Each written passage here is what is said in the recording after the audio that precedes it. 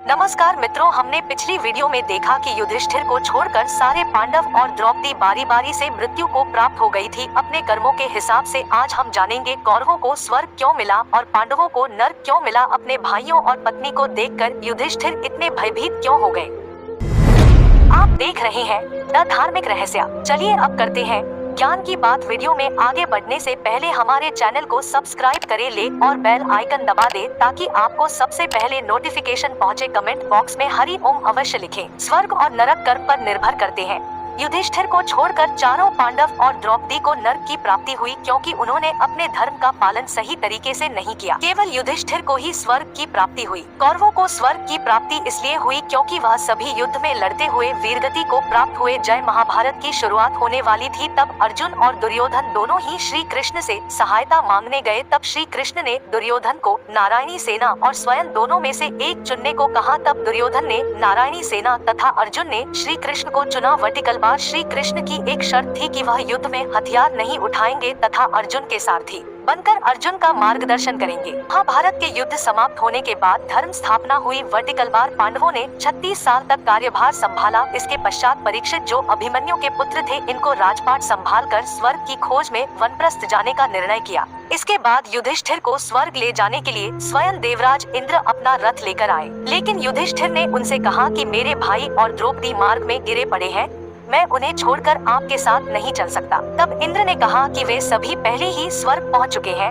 फर्क सिर्फ इतना है कि वह अपना शरीर त्याग कर स्वर्ग पहुंचा है और आप सशरीर स्वर्ग जाएंगे। इंद्र की बात सुनने के बाद युधिष्ठिर ने उनसे कहा कि लेकिन मेरे साथ चल रहा यह कुत्ता मेरा परम भक्त है, इसलिए इसे भी आप मेरे साथ स्वर्ग चलने की आज्ञा दें। काफी देर समझाने के बाद युधिष्ठिर नहीं माने और वे कुत्ते के बिना स्वर्ग जाने से इनकार करते रहे। तब कुत्ते के रूप में उनके साथ चल रहे यमराज अपने वास्तविक रूप में आ गए और उन्होंने युधिष्ठिर से कहा कि तुम सच में धर्मराज हो, मैंने तुम्हारी परीक्षा लेनी चाहिए और तुम उस पर खरे उतरे। इसके बाद एक देवदूत युधिष्ठिर को लेकर एक ऐसे मार्ग पर गए जहां चारों ओर घोर अंधकार था। उस मार्ग के चारों ओर से बदबू आ रही थी और इधर उधर मुर्दे दिखाई दे रहे थे। यह सब देखकर युधिष्ठिर ने वहीं से वापस जाने का फैसला लिया। जब युधिष्ठिर वापस जाने लगे तो उन्हें कुछ दुखी लोगों की आवाज सुनाई दी जो उन्हें कुछ देर वहीं रुकने को कह रहे थे। जब युधिष्ठिर ने उनसे उनका परिचय पूछा तो उन्होंने अपना नाम भीम, अर्जुन, नकुल, सहदेव और द्रौपदी बताया। द्रौपदी और अपने भाइयों को देखकर युधिष्ठिर ने देवदूत को वहां से जाने को बोला और कहा कि वे यही अपने भाइयों के साथ रहेंगे। देवदूत ने यह बात जाकर देवराज इंद्र को बताई। इसके बाद सभी देवता गण वहां आ गए।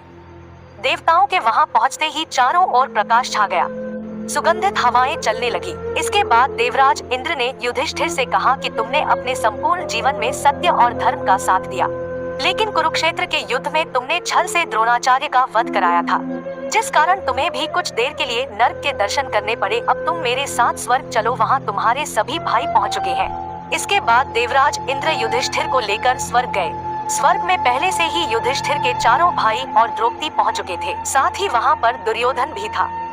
दुर्योधन को देखकर भीम ने युधिष्ठिर से पूछा कि भैया दृष्ट दुर्योधन तो आजीवन अनीति का ही साथ देता रहा, तो आखिर क्या कारण है कि उसे भी स्वर्ग की प्राप्ति हुई है। युधिष्ठिर ने भीम से कहा कि दुर्योधन ने भले ही बहुत सारे पाप किए हो, लेकिन एक पुण्य भी उसने किया था और वह यह था कि दुर्योधन क्षत्रिय धर्म से वीरगति को प्राप्त हुआ था।